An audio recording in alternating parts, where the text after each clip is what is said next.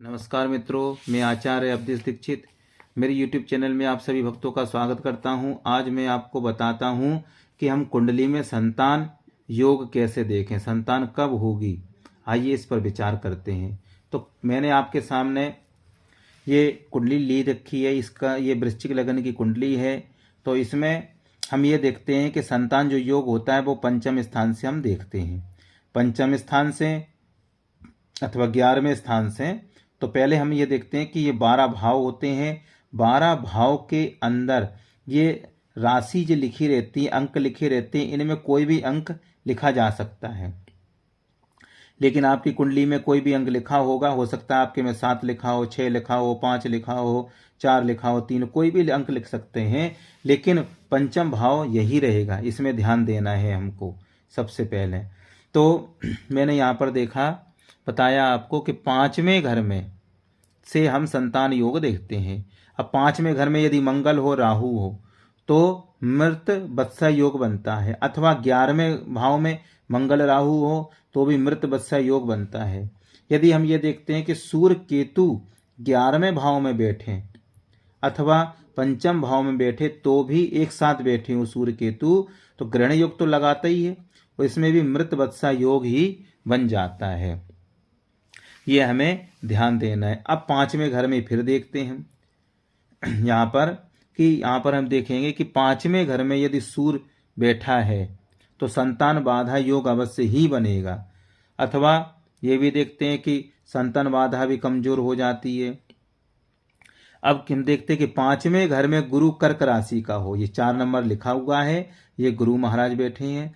तो गुरु कर्क राशि का उच्च राशि का हो जाता है। लेकिन हम कभी कभी ये देखते हैं कि संतान है उस व्यक्ति के, और यहाँ देखने में आ रहा है कि गुरु यहाँ पर बलवान बैठा है, उच्च राशि का बैठा है। तो हमें क्या देखना है, नमांश की कुंडली देखनी है। इसके अंदर नमांश की कुंडली देखनी है कि नमांश में गुरु कहाँ बैठा है, किस स्थिति में बैठा है। यदि नीच का हो गया गुरु या बकरी हो गया तो उस व्यक्ति के संतान होगी ही होगी, ये संतान योग बन जाता है। इसमें हम देखते, अब हमें ये देखना है कि संतान कब होगी, इस पर विचार करना है हमें, क्योंकि ये मुख्य इंपॉर्टेंट पॉइंट था। तो संतान कब होगी, तो अब हम पे इस विचार करना है। तो हमें ये देखना है कि 5वें घर में कौन सी गिनती लिखी, इसका स्वामी कहाँ बैठा है, ये देखना है। तो 5वें घर में हमने देखा कि इसका स्वामी कहाँ बैठा है, लेकिन ये ध्यान देना है कि राहु केतु को हमें नहीं लेना है इसके अंदर, सिर्फ शनि तक ही लेना है। जो आपने ग्रह देखे होंगे कि सूर्य, चंद्र, मंगल, बुध, गुरु, शुक्र, शनि, यहाँ तक हमको लेना है। राहु और केतु, इन 2 ग्रहों को हमें नहीं लेना है, ये गिनती में नहीं करना है, सिर्फ इनको ही हमें गिनती में करना है। तो अब हमें ये देखना है कि 5वें घर में मान लो हमने मीन राशि 12 नंबर लिखा है, तो मीन राशि हुई, इसका स्वामी हो गया गुरु।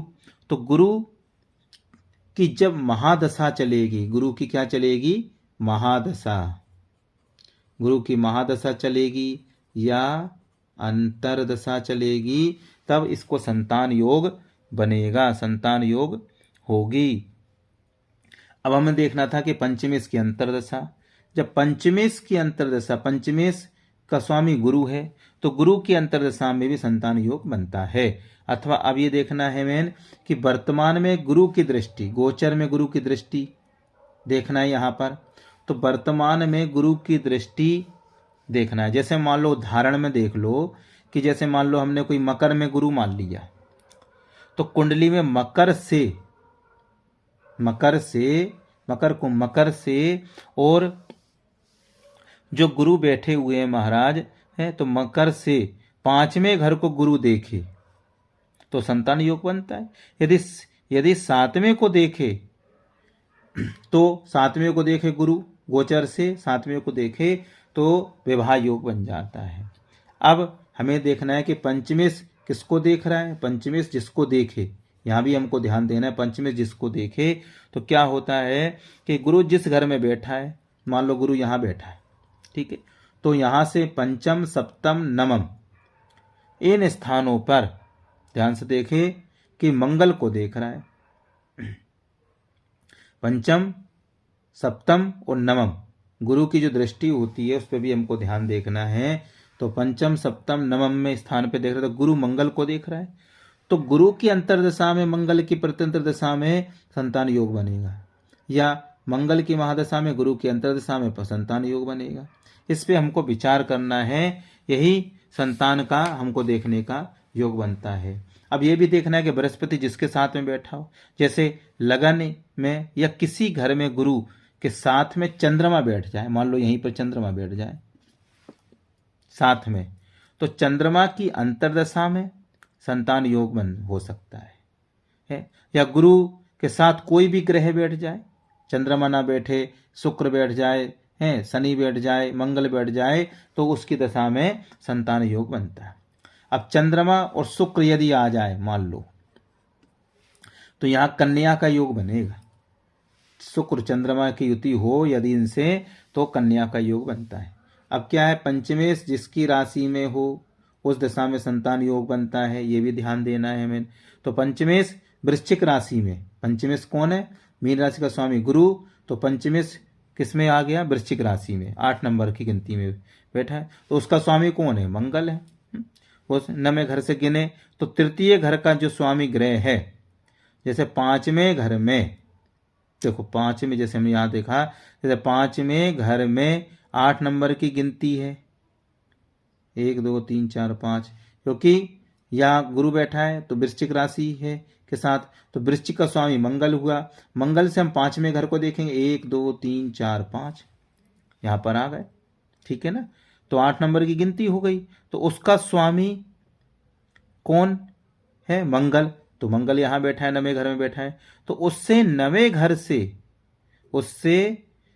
घर से गिने तो तृतीय, नवे घर से 8 9 हो गया। इससे नवे घर से हम गिने तो तृतीय घर जो स्वामी है उसके अंतर्दशा में संतान योग बनता है। लगता है आपको समझ में बात आ गई होगी। तो अधिक से अधिक इस वीडियो का लाभ लें, शेयर करें, लाइक करें और सब्सक्राइब भी करें चैनल को। जय श्री कृष्णा, जय श्री राधे। आगे आपको हम वीडियो लेकर के आएंगे कि संतान कैसी होगी। जय श्री राधे।